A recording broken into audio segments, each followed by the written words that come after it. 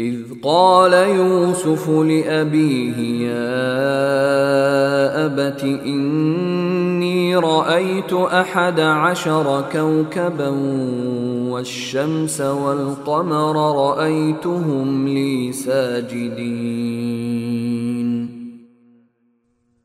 یہ اس وقت کی بات ہے جب یوسف نے اپنے والد یعنی یعقوب علیہ السلام سے کہا تھا کہ ابا جان، میں نے خواب میں 11 ستاروں اور سورج اور چاند کو دیکھا ہے، میں نے دیکھا ہے کہ یہ سب مجھے سجدہ کر رہے ہیں۔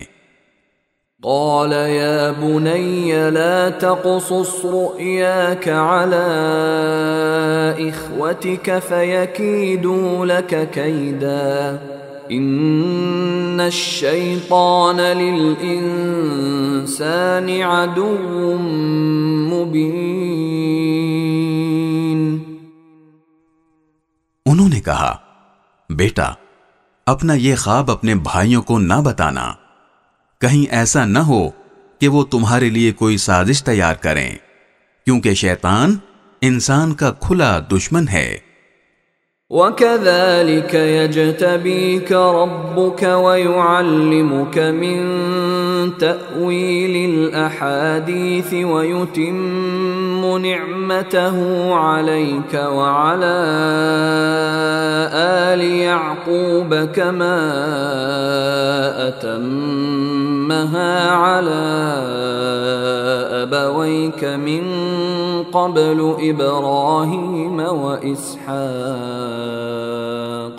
إِنَّ رَبَّكَ عَلِيمٌ حَكِيمٌ۔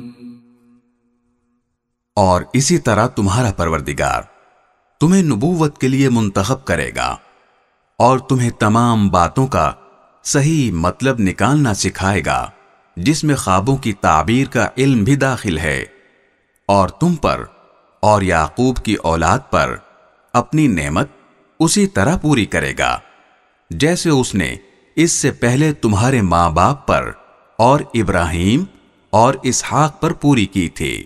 یقیناً تمہارا پروردگار علم کا بھی مالک ہے، حکمت کا بھی مالک۔